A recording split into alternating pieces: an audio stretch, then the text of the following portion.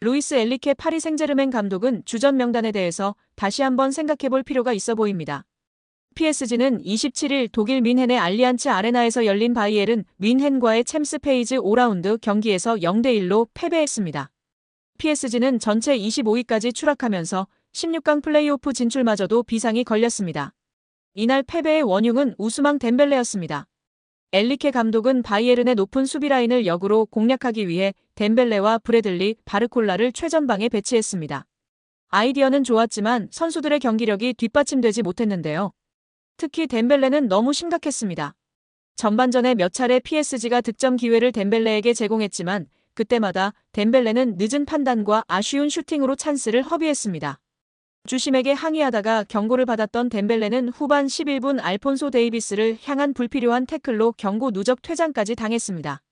1대0으로 끝난 승부였기에 최소한 덴벨레가 퇴장이라도 당하지 않았다면 PSG도 결과를 바꿀 수 있었을 것입니다. 덴벨레의 저조한 경기력은 오늘 내일의 문제가 아닌데요. 이번 시즌 리그에서는 매우 뛰어난 활약을 보여주고 있지만 UCL만 나서면 범인으로 전락하고 있습니다.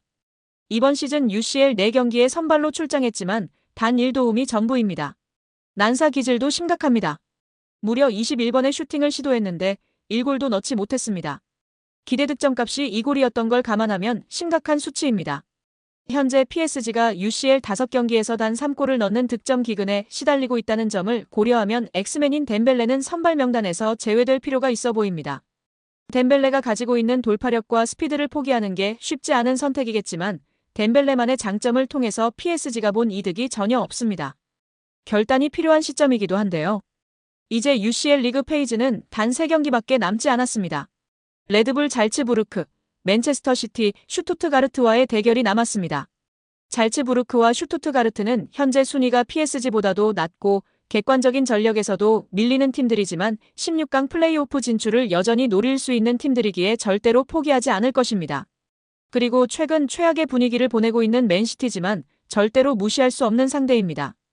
덴벨레를 빼고 무조건 이강인을 넣을 필요는 없지만 현재 주전 경쟁을 할 수 있는 선수 중 제일 경쟁력 있는 선수가 이강인입니다.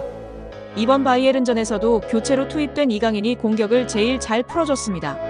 이강인을 굳이 안 넣을 이유도 없는 상황입니다. 엘리케 감독의 결단이 필요한데요.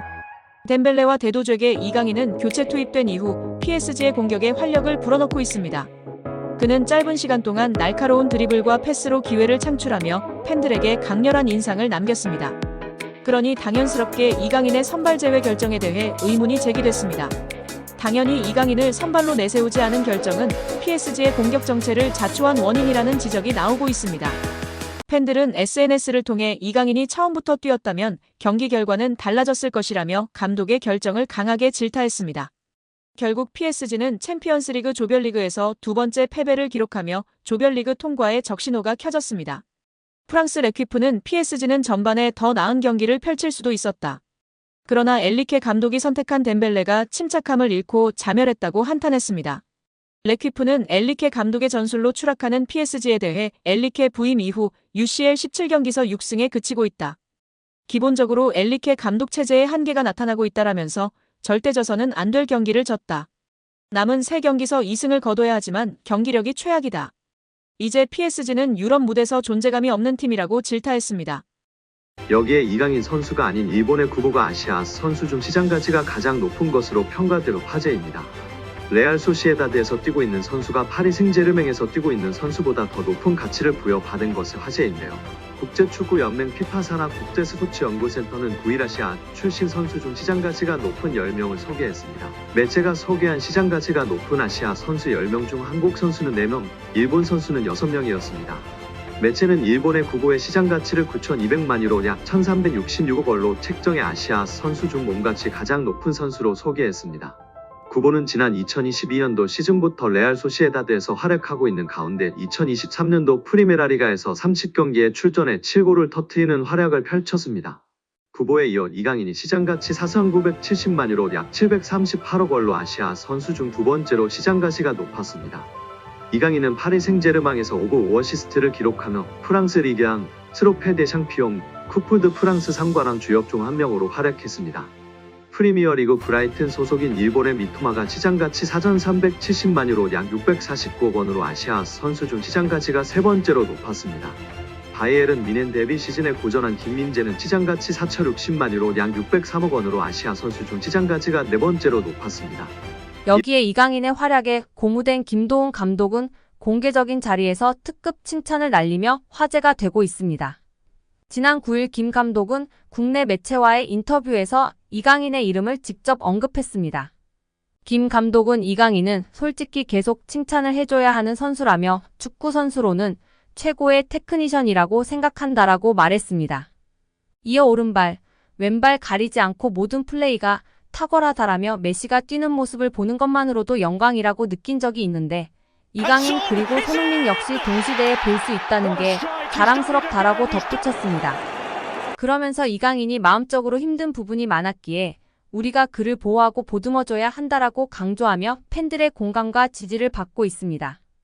이영표 위원은 축구가 편해지려면 기본적으로 축구 선수는 어떤 상황에서든 한 명을 제쳐서 크로스를 하거나 패스를 하거나 슈팅을 할 수 있어야 됩니다.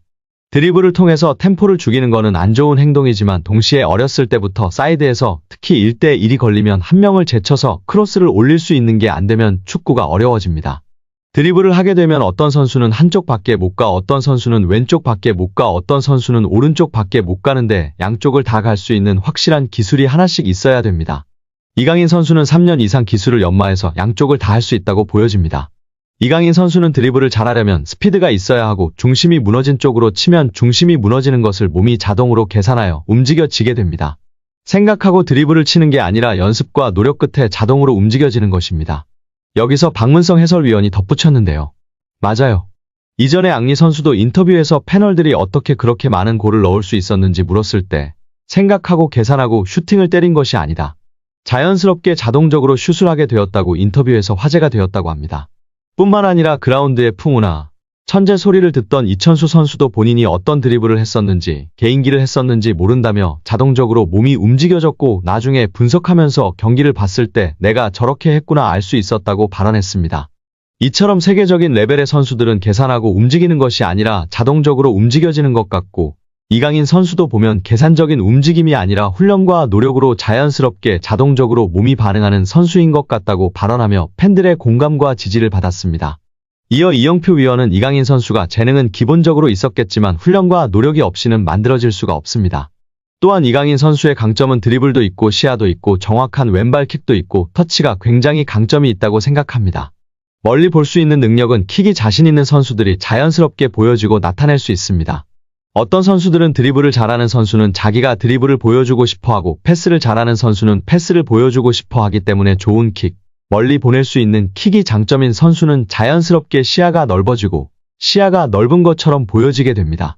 어린 선수들에게 멀리 보라, 시야를 넓혀라 라며 가르치기보다는 좋은 킥을, 멀리 찰 수 있는 킥을 가르치면 자연스럽게 시합에서 연습한 킥을 보여주려고 하기 때문에 시야가 넓어지고 넓혀진 모습을 볼 수 있다고 발언하였습니다. 이어 최근 프랑스 언론의 비판에 대해서도 이야기했는데요. 이강인을 향한 언론 비판은 일도 신경 안 써도 됩니다. 한국에서처럼 선수를 비난 잘하지 않는 문화가 아닙니다. 한국에서는 정말 엄청나게 큰 잘못을 저질렀을 때 비난하나 외국은 그냥 막 합니다. 그들의 문화이고 경쟁이라 신경 쓸 필요가 전혀 없습니다. 유럽에서도 크게 신경 쓰지 않는 편입니다. 거기에 일희일비할 필요 없고 비난을 받더라고 원래 그런다 생각하는 게 팬들도 선수도 좋다고 발언했습니다. 이어 이영표 위원은 이강인 선수가 수비할 때 압박이 안 된다는 단점이 있었는데 약점이라고 지적되던 수비 전환, 수비의 능력을 키웠다는 것이 정말 대단한 것이라며 치켜세웠습니다. 이는 특히 선수의 태도의 문제이기 때문에 이런 것들을 지적을 받으면 자기가 수비력을 키우는 게 아니라 나도 수비를 열심히 하는 척해야지 라는 선수가 있는데 이강인 선수는 진짜 수비를 하는 것이라며 극찬하였습니다. 특히 이런 태도를 갖고 있는 선수는 길게 선수 생활을 하고 겸손하기 때문에 대성하는 경우가 많다고 발언했습니다.